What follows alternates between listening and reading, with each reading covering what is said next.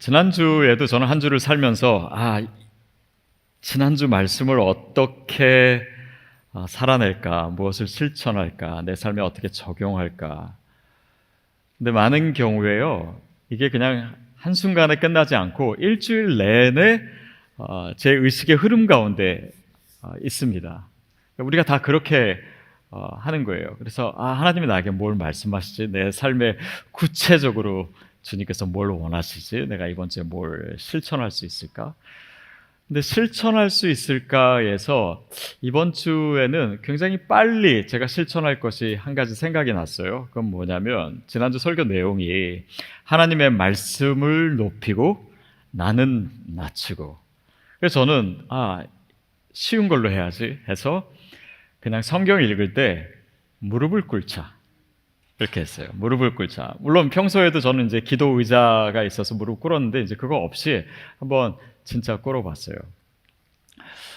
그렇게 무릎을 꿇으면서 성경을 읽으면 그 결과가 어떤 게 나타날까요? 몇 가지 있더라고요. 무릎이 아파요. 다리가 아프고 저리고 힘들고. 그래서 이거 easy and steady인데 이건 easy도 아니고 steady도 아니다 이런 생각 하면서 이렇게 묵상했습니다. 하나님의 말씀대로 사는 것이 그렇게 낭만적이지만은 않을 때가 있구나. 힘들 때도 있구나. 아플 때도 있구나. 인내가 필요할 때도 있구나. 이런 생각했어요. 자, 근데 여러분, 말씀대로 사는 여정이라고 하는 것은 그렇게 아프고 힘들고 좀 고통스럽고 사실은 그런 것보다 훨씬 더 기쁘고 흥분되고 감사하고 주님을 찬양할 수밖에 없는 그런 여정입니다. 그리고 성경에서 그것을 굉장히 많이 얘기하고 있어요. 오늘 본문만 봐도요, 주의 율례들을 즐거워하며 이렇게 나와 있어요. 주님의 말씀을 즐거워한다. 시편 119편 말씀은 시편 기자가 하나님의 말씀, 그 율법에 대한 그 묵상, 자신의 신앙 고백을 얘기하고 있는 시편입니다. 근데 물론 굉장히 긴 시편이긴 하지만은 그 가운데 이 말씀이 즐겁습니다. 이 말씀이 너무 기쁩니다. 주의 율례가, 주의 계명이, 또 주의 그 증거들이 너무 즐겁습니다라고 하는 고백이 11번이나 나옵니다. 그래서 하나님의 말씀을 따라 사는 삶이 그렇게 기쁜 삶인데 이거는 이론이 아닙니다. 신학교에서 가르쳐주지 않아요. 이것은 실제입니다. 그래서 직접 경험하지 않고는 이 말씀이 얼마나 기쁜 것인지 알 수가 없습니다. 결코 알 수가 없어요. 저 또한 말씀을 묵상하고 또 말씀대로 사는 것이 항상 즐거운 것은 아닙니다. 때로는 의무감에서 할 때도 있고 또 때로는 정말 억지로 할 때도 있어요. 그런데 그 말씀의 자리에 계속 머물다 보면 계속해서 그 말씀에 물이 오르게 됩니다. 그러면 어느 순간 이 말씀이 너무 흥미로워지고 내 삶 속에서 경험되는 하나님의 말씀이 저를 기쁘게 하고 그 말씀을 더 사모하게 합니다. 그래서 때로는요, 오늘 주신 말씀이 너무 기쁘고 너무 흥미로우니까 내일은 어떤 말씀 주실까? 이게 너무 궁금해져가지고 내일 읽은 말씀을 살짝 엿볼 때도 있어요. 그래서 이 하나님과의 소통, 또 하나님이 내 삶 속에서 어떻게 말씀하시고 일하고 계신지는 우리에게 늘 기쁨이 될 수밖에 없는 것이죠. 자, 그러면 어떻게 하면 하나님의 말씀이 즐거울 수 있는가? 그것을 질문하기에 앞서서 먼저 우리가 물어야 될 것이 있습니다. 왜 나는 말씀이 즐겁지 않은가? 왜 말씀이 나한테 그렇게 기쁨을 주지 못하는가? 그런 질문을 할 필요가 있습니다. 다윗은 그 말씀을 너무 사모해가지고 막 입을 벌리고 막 내가 헐떡일 만큼 말씀에 대해서 배고프고 말씀이 너무 좋고 그렇다고 하는데 왜 나에게는 그런 느낌이 없을까? 나는 왜 말씀에 배고파 본 적조차 없을까? 여러분, 만약에 그렇게 생각하신 적이 있다면 그것은 그냥 지나치실 일이 아닙니다. 왜냐하면 이것은 어떤 영적인 위기임을 얘기하고 있기 때문에 일종의 영적인 병리 현상입니다. 다시 말하면 영적인 식욕부진이에요. 실제로 우리가 식욕부진이 있다고 생각해 봅시다. 그러면 뭐 밥맛이 없지 이렇게 대수롭게 여길 수 있지만 그렇지 않습니다. 거기에는 여러 가지 원인이 있을 수 있고 그 중에는 심각한 것도 있습니다. 그래서 제가 찾아봤어요. 식욕부진일 때는 어떤 원인들이 있나. 그랬더니 소화불량 뭐 이런 건 많이 있을 수 있어요. 소화불량, 역류성 식도염, 위궤양, 만성피로, 간염, 신장질환, 갑상선 기능 저하, 바이러스, 심지어 암일 수도 있다. 그러니까 식욕 부진의 이 이유들 중에는 사실 우리가 지나칠 수 없는 굉장히 심각한 원인들이 있을 수 있습니다. 이스라엘의 역사를 보십시오. 이스라엘의 역사 가운데 하나님의 말씀이 없었던 적이 있었습니다. 그 당시에 이스라엘 백성들을 보면 영적으로 타락해 있었고 도덕적으로 타락하고 우상 숭배하고 이런 때입니다. 그들은 그 시간 가운데 하나님의 말씀을 배고파하지 않았어요. 영적인 허기가 있음에도 불구하고 그것을 느끼지 못했습니다. 그렇다면 그 자체가 위기요, 그 자체가 심판이었을 수 있습니다. 그래서 영적으로 내가 말씀이 배고프지 않다라고 하는 것이 당연하지 않아요, 여러분. 위기일 수 있습니다. 자, 그러면 어떻게 해야 그 말씀의 즐거움을 회복할 수 있을까? 우리가 어떻게 기뻐할 수 있을까? 우리가 오늘 세 가지를 생각해 보려고 합니다. 먼저는 인격적인 관계입니다. 하나님의 말씀은요, 나와 하나님과의 인격적인 관계로 나를 이끄는 것입니다. 왜냐하면 그게 소통이잖아요. 대화잖아요.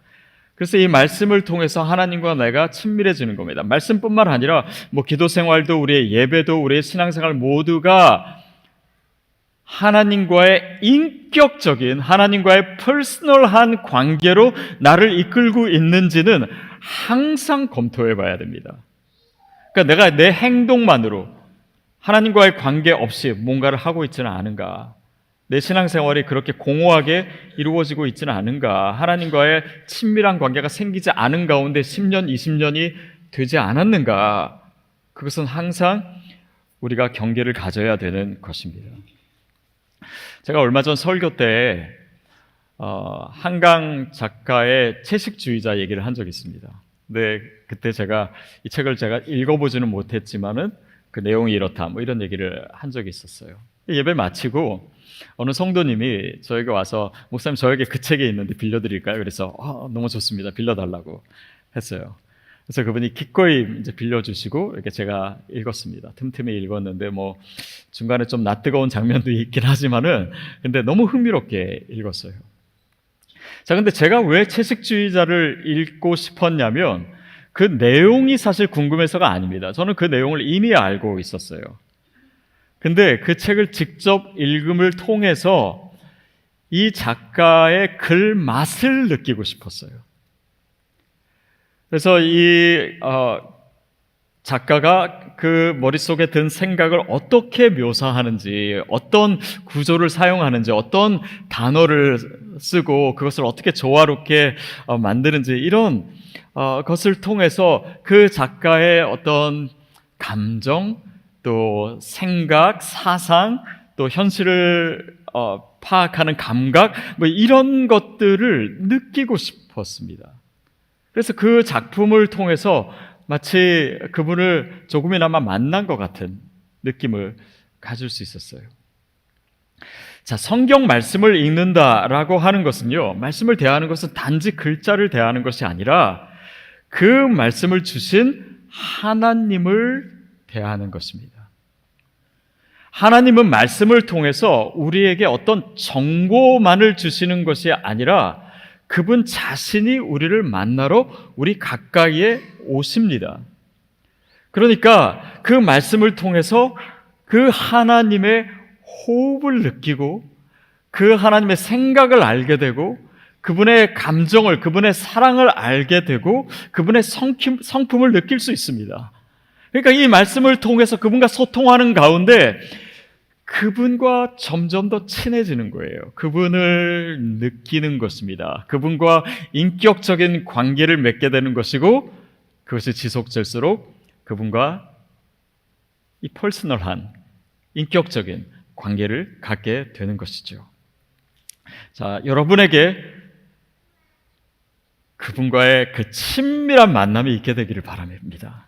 근데 우리가 또 한 가지 기억할 것이 있습니다. 하나님과의 관계, 예수님과의 관계가 성경을 통해서 만들어지는데요.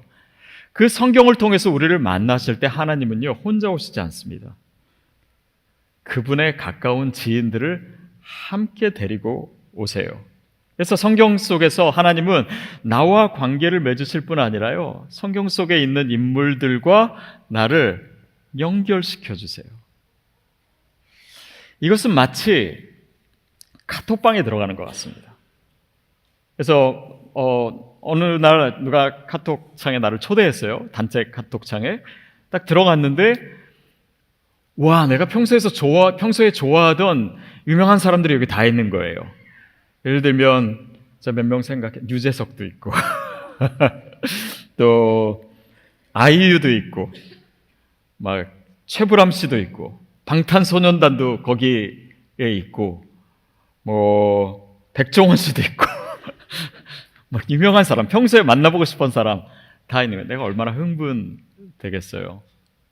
자, 근데 우리가 성경이라고 하는 그 방에 들어가면 예수님이 우리를 초대해 주신 거잖아요. 거기에는 아브라함도 있고 야곱도 있고 모세도 있고 다윗도 있고, 그렇게 만나고 싶은 사도 바울도 있고, 정말 나의 믿음의 영웅이라고 생각했던 사람들이 그 안에서 막 움직이고 있는 거예요. 생동감 있게 움직이고 있고, 또 나를 도와주기 위해서, 나를 격려하고 위로하고 내 믿음을 성장시키기 위해서 그분들이 그 안에서 살아서 움직이고 있는 것 같은 그 입체감, 그것을 느낍니다. 흥미로워요. 이것이 성경을 읽을 때 우리가 그냥 문자로만 읽는 것이 아니라 하나님께서 내 삶 속에서 이 말씀을 통해서 어떻게 나를 만나고 계시고 나를 이끌어 계시는지를 느끼는 가운데 경험하는 것들입니다. 자, 그런데요, 우리가 만나는 사람들이요, 바로 이 성경의 인물들로만 제약되는 것이 아닙니다. 우리가 말씀대로 살아갈 때 하나님이 우리로 하여금 만나게 해주시는 사람들이 있어요.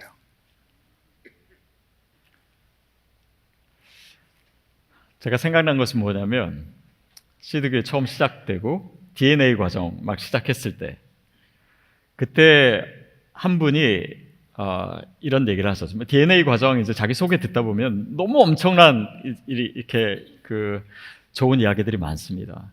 근데 이분은 뭐라고 얘기하셨냐면, 제가 그때 격려가 됐으면 적어놨어요. 시드교회에 와보니 많은 분들이 편안하고 안전한 곳을 떠나서 광야에 와 있는 것 같았습니다.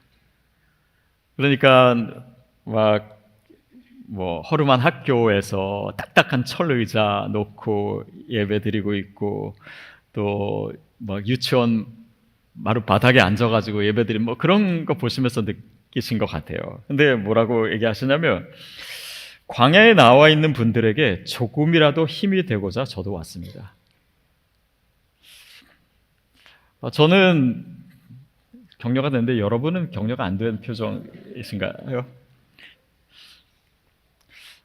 안전한 곳을 떠나서 정말 말씀 따라서 순종해서 왔는데, 이런 마음으로 광야에 있는 저도 같이 고생하기 위해서, 기쁘게 고생하기 위해서 왔습니다. 이런 한 분 한 분. 여러분, 이분이 특정한 분입니까? 아니에요. 그런 분 한 분 한 분이 여러분이시잖아요. 그리고 우리가 이런 교회를 이루게 됐잖아요. 그것이 기쁘지 않을 수가 있습니까? 그러니까 하나님의 말씀에 따라서 순종해서, 그래서 만나게 된 하나님의 사람들이 주는 그 기쁨과 행복감, 이것 또한 말씀이 주는 그 축복의 바운더리 안에 있는 것입니다. 그러니 이 말씀을 따라서 사는 삶이 흥미롭지 않을 수가 없는 것이죠. 하나님이 예비해 놓으신 기쁨이고 경험해 보지 않은 사람은 모르는 기쁨입니다. 두 번째, 우리가 어떻게 이 말씀을 기뻐하며 살아갈 수 있는가? 하나님을 신뢰하는 것입니다. 하나님을 신뢰한다라고 하는 것은 사실 한순간에 이루어지는 것이 아닙니다. 시간이 걸려요. 우리가 생판 모르는 사람 만났는데 어떻게 처음부터 믿고 신뢰할 수가 있겠습니까? 근데 그 사람과 대화해보고 또 그 사람의 말이나 태도를 계속해서 지속적으로 보고 또 뭐 여러 가지 상황에도 같이 처해보고 그것을 통해서 이 사람이 이런 사람이구나, 좋은 사람이구나, 믿을 만한 사람이구나, 그렇게 해서 나중에는 신뢰하게 되죠. 그러니까 신뢰라고 하는 것은 그 사람에 대한 경험치가 필요합니다. 그렇게 해서 얻어지죠. 하나님의 말씀은요, 그 말씀하신 하나님을 체험하는 채널입니다. 그러니까 지속적으로 하나님의 말씀을 묵상하고 내 삶에 적용하고 이 말씀대로 살아가고 이런 실천이 계속되고 있는 가운데 하나님에 대한 신뢰가 쌓이기 시작합니다. 그런데 여러분, 이렇게 말씀을 묵상하고 적용하고 살아내는 이 과정 없이는요, 하나님을 경험할 수도 그분을 신뢰할 수도 없습니다. 그러니까 내가 신앙생활을 오래 했는데 이 과정이 없었던 거예요. 그 하나님의 말씀을 가지고 살아내는, 그 말씀을 따라가는, 그 말씀에 입체적으로 내 삶 가운데 소통이 되고 그 말씀의 깊이를 느끼고 그 가운데 하나님을 경험하는 이것 없이는 우리가 신앙생활을 아무리 오래 해도, 얼마나 많은 설교를 들어도, 아무리 성경을 많이 알아도 하나님을 경험한 것이 아닙니다. 하나님을 신뢰할 수가 없어요. 그러니까 돌아보시죠. 내가 하나님을 신뢰하고 있는가? 만약에 내가 주님을 신뢰하지 못하고 있다면 분명히 이 부분에 결여된 것이 있는 것입니다. 신앙생활을 하지만 헛바퀴 돌듯이 계속해서 말씀 없이, 말씀이 있는 것 같지만 말씀을 경험함 없이, 그 가운데 하나님을 체험함 없이 살아갈 수 있다는 것입니다.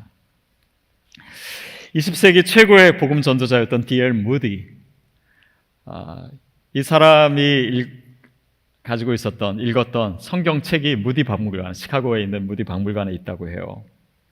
사진에 있는데, 근데 저도 언젠가 한번 가봐야지 생각하고 있습니다. 근데 이 성경을 자세히 보면은 그 성경책에 이런 알파벳이 써 있대요. T, 그 다음에 P, T, P, T, P. 이게 뭐냐면 T는 tried, 내가 해봤다. 그 다음에 proven, P는 proven, 증명되었다. 하나님의 말씀, 나에게 정말 주신 하나님의 말씀이라면 내가 이 말씀을 따라가고 이 말씀대로 내 삶을 적용하고 해본 거예요. 그리고 그렇구나, 그 뒤에 있는 하나님의 약속이 내 삶에 이렇게 이루어지는구나, 하나님의 말씀이 내 삶 속에 이렇게 통과했구나, 이런 것을 계속해서 적어 놓은 것이죠. 자, 근데 여러분 기억하십시오. 이 TP 이런 것은, 그것은 내가 원하는 대로 다 생각해 놓고선 나오면은 요거 그대로 되겠다라고 하는 그런 차원의 것이 아닙니다. 말씀대로 산다라고 하는 것은 내 계산과 내 생각과 내 판단과 내 가치관을 내려놓고 하나님의 말씀에 순종하는 연습입니다. 그것이에요. 그 과정 없이 하나님의 말씀을 경험하는 것은 불가능합니다. 그러니까 내가 하나님의 말씀을 전적으로 신뢰한 적이 없는가, 신뢰하고 있지 못하는가, 하나님 말씀을 경험하지 못했기 때문이고 그 말씀대로 살아가는 도전을 안 했던 거예요. 내가 말씀대로 떠나는 경험을 안 해봤기 때문에 그 떠남 가운데 보호하시는 하나님을 체험하지 못한 것입니다. 하나님이 내려놓으라라고 했는데 내가 내려놓은 적이 없기 때문에 하나님의 채우심을 경험하지 못한 거예요. 순종하라고 하셨는데 순종하지 않으니까 그 순종의 열매, 내가 기대하는 것보다 더 놀라운 그 순종의 열매, 그 기쁨을 경험하지 못한 것입니다. 말씀이 아닌 내 계산대로만 살아왔기 때문에 하나님의 계산법, 하나님이 주시는 그 풍요로움을 내가 경험한 적이 없는 거예요. 항상 내 이익만을 생각하는 그 삶의 태도만이 있었기 때문에 하나님의 나라를 위해서 나를 부르시고 그것을 위해서 나를 채우시고 나를 준비시키시고 내 삶을 그렇게 놀랍게 사용하시는 그 역사를 내가 경험한 적이 없는 것입니다.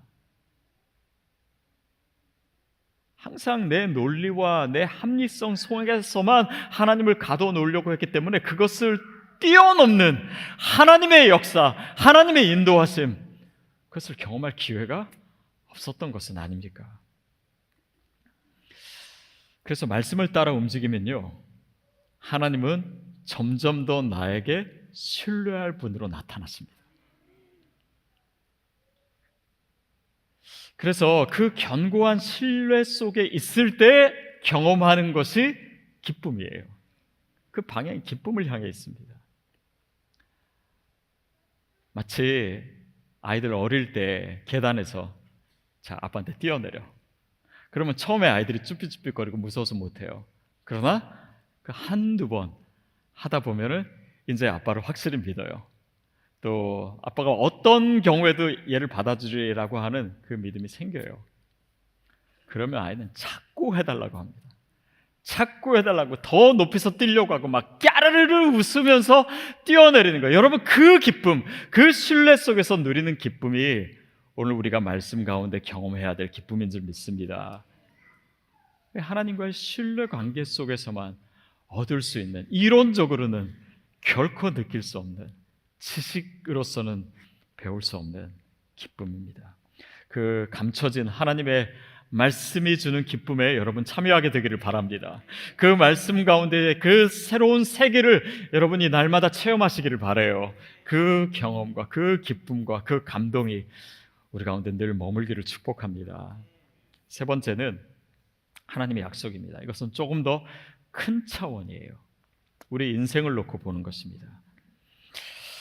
하나님의 약속이 주는 특징 중에 하나가요, 뭐 여러 가지가 있겠지만 그것이 하나님이 나에게 말씀하신 거라면 그 약속은 금방 사라지지 않습니다. 계속 남아있어요. 심지어 그것이 허사가 된 것 같은 그런 상황이 있을 수 있습니다. 너무 오랜 시간이 지난 것일 수도 있습니다. 현실적으로는 도저히 가능해 보이지 않는 것일 수도 있습니다. 그런데 내 마음속에 그 말씀이 여전히 남아있는 거예요. 살아있는 거예요. 그런 거 있지 않습니까? 그렇게 새겨진 말씀 있지 않습니까? 그런 약속 없습니까? 오늘 본문 말씀 우리 다시 한번 읽겠습니다. 이렇게 표현되어 있어요. 시작. 주의 율례들을 즐거워하며 주의 말씀을 잊지 아니하리이다. 주의 말씀을 즐거워하고 주의 율례를 즐거워하는 거 바로 옆에 마치 하나의 패키지처럼 주의 말씀을 잊지 아니하리이다. 하나님의 말씀은, 나에게 주어진 하나님의 말씀은 내 가운데 잊혀지지 않고 남아 있습니다. 그것은 단지 기억했다라고 하는 의미가 아니라 어떤 상황에서도 이 말씀이 내 삶에서 역사하고 있다라는 것을 내가 느끼는 거예요. 그 약속이 이루어지지 못하고 있는 이 상황에서도, 어쩌면 힘들고 어려운 상황, 또 내 삶에 있는 제약들, 한계 상황처럼 여겨지는 것들, 결코 이루어질 것 같지 않은 그런 상황들,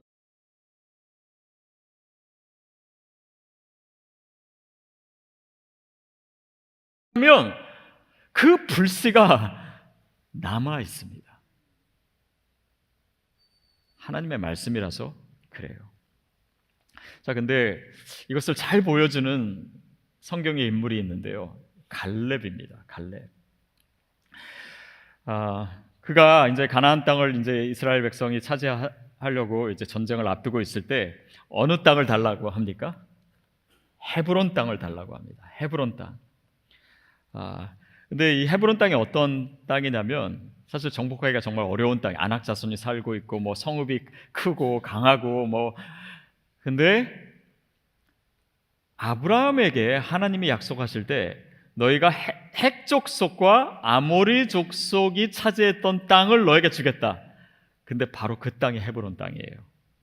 그러니까 이 약속은 갈렙 그 이전부터 이스라엘 백성들이 아브라함을 통해서부터 계속해서 들었던 말씀입니다. 귀에 못이 박히도록 들었던 땅이에요. 그리고 너희가 밟는 땅마다 내가 너희에게 주리라, 그 말씀도 있었고, 그러니까 갈렙은 어려서부터 이 말씀을 듣고 있었고, 그리고 오랫동안 이 말씀을 가지고 있었습니다. 자, 근데 그가 그 땅을 차지할 수 있다고 확실히 믿었기 때문에 이제 헤브론 땅을 달라고 하지요. 그러면서 뭐라고 얘기하는지 아십니까? 여호와께서 말씀하신 이 산지를 주소서 합니다. 다른 상황이 아니에요. 여호와께서 말씀하셨기 때문에, 하나님의 약속이 있기 때문에, 그 말씀을 내가 믿기 때문에, 그 말씀이 내 안에 그 불씨가 있고 지금도 살아있기 때문에 이 땅을 나에게 주십시오. 어려워 보이는 땅을 나에게 주십시오. 그렇기 때문에 이 갈렙이 여호수아와 함께 가나안 땅을 정탐했을 때도 그 아낙 자손 보고 그들은 우리의 밥이다 라고 선포할 수 있었던 것입니다. 하나님의 말씀이에요. 갈렙에게는요, 그런 성이 차지하기 어려운 그 상황만이 있었던 것이 아닙니다. 그 나이가 85세였어요. 신체적인 한계도 분명히 있었을 겁니다. 갈렙의 아버지가 누군지 아십니까? 그니스입니다. 그니스의 아들이에요. 그니스는 에돔 족속의 자손입니다. 그러니까 이스라엘의 정통 계파가 아니에요. 그러니까 사회적으로도 제약이 분명히 있었을 겁니다. 그 당시는 더욱더. 그러나 그 모든 상황 속에서 더 확실한, 그 현실보다도 더 확실한 것이 하나님의 말씀이라고 그는 믿었기 때문에 여호와께서 말씀하신 대로 이 땅을 나에게 주소서 이렇게 선포할 수 있었어요.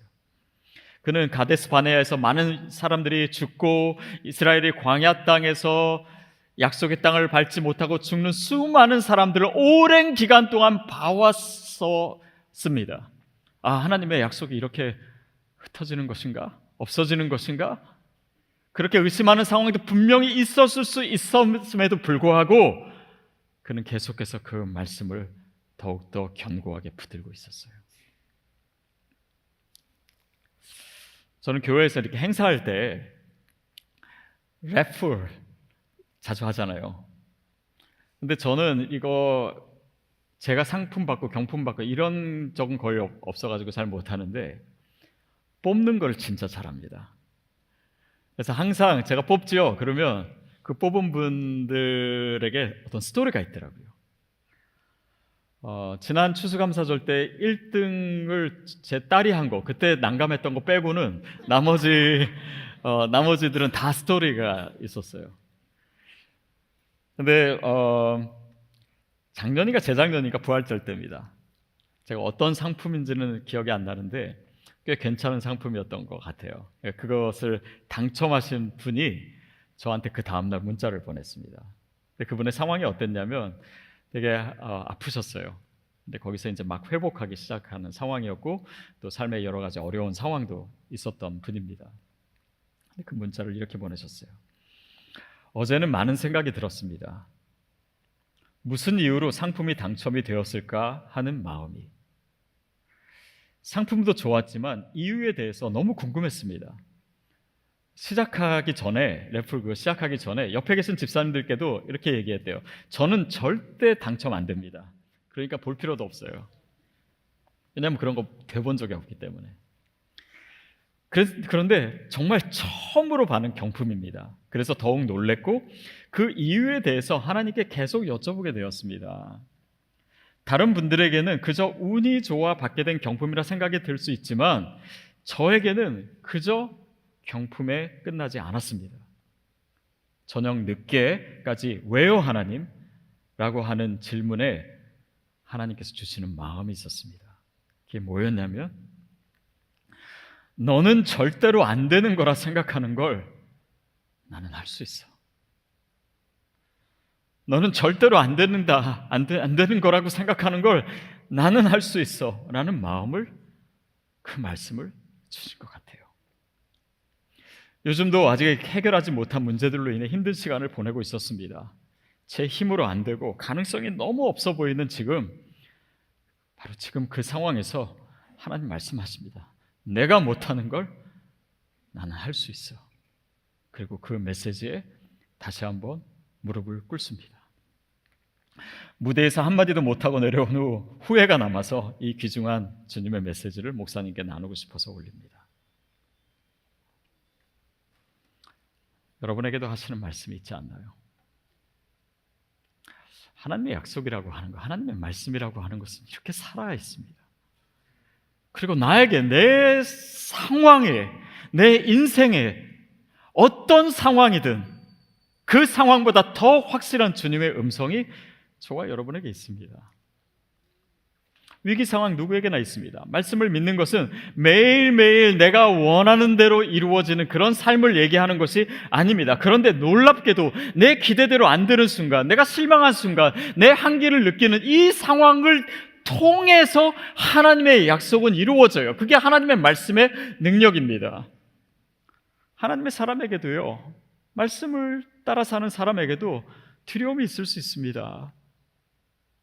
위기 상황이 왜 없겠습니까? 있을 수 있어요. 그런데 내가 가지고 있는 그 약속의 말씀이 하나님으로부터 온 것이라면 그 어려운 상황은 우리를 오히려 더 담대하게 만듭니다. 그 믿음의 재료가 돼요. 그 불타오르는 믿음을 위한 땔감이 되기도 하고 배경이 되기도 합니다. 마치 우리가 놀이기구를 탈 때, 사진 하나 가져왔는데, 놀이기구를 탈 때 예를 들면 롤러코스터 이런 거 탈 때 사람들 막 웃고 있잖아요. 물론 어떤 사람들은 정말 사색 너무 두려워하고 테리파이 되고 이런 사람들이 있겠지만 어떤 사람은 활짝 웃습니다. 왜 웃습니까? 이게 무서운데. 그것은 바로 이 이유입니다. 안전이 확보된 위기는 기쁨을 줍니다. 내가 들은, 나에게 주어진 그 하나님의 말씀을 확고하게 믿는 사람일수록 그 가운데 기쁨의 길이 보이기 시작합니다. 흥미로워요. 하나님 또 어떻게 하실까? 하나님의 말씀의 능력이 또 어떻게 나타날까? 그 살아있는 하나님의 그 말씀의 능력을 이번에도 나에게 또 경험하게 해주실까? 기대가 됩니다. 흥분합니다. 이게 믿음의 삶에 적용되는 바로 위기 상황에서도 기뻐할 수 있는 능력이요 은혜입니다. 다시 갈렙으로 돌아와서, 갈렙은 그의 인생의 메시지가 이겁니다. 그 인생의 긴 시간을 통해서 그는 하나님의 말씀이 사실이라고 하는 것을 입증해낸 거예요. 그래서 오랜 시간을, 45년의 기간을 기다렸던 것입니다. 그 어려운 한계 상황 속에서도 낭망하지 않은 것입니다. 이 말씀은 내 삶을 통해서 이루어진다. 이 말씀이 틀리지 않았음을 그의 일생을 통해서 드러낸 것입니다. 저는 여러분 인생에도 그 구절들이 있게 되길 바라요. 여러분의 삶을 통해서 입증될 하나님의 말씀, 저에게도 있습니다. 여러분 그 구절들을요 저에게 말씀해 주세요. 그러면 제가 그때까지 살 수 있을런지 모르겠는데 여러분 장례식 때 설교를 그 본문으로 하겠습니다. 정말로요. 슬픈 장례식이지만 이분이 살아낸 이 말씀, 이분이 이 말씀대로 따라가면서 누렸던 그 기쁨, 그 아름다움을 저는 그 시간에 선포하고 싶어요. 그것이 우리의 삶의 목적이 아닌가 싶습니다. 여러분, 하나님의 말씀이 하나님의 말씀이라는 것을 믿습니까? 그러면 변화됩니다. 진짜 성경이 성경이라고 하는 것을 믿습니까? 그러면 그 가운데 능력을 체험할 수밖에 없습니다. 그 하나님의 말씀이 진짜 살아있는 주님의 능력 있는 말씀이라면 내 삶을 그 말씀이 인도할 때 우리가 상상할 수 없었던 엄청난 기쁨과 즐거움으로 내 삶을 채워주십니다. 그 말씀의 증거들 되시는, 증인들 되시는 여러분 되기를 축복합니다.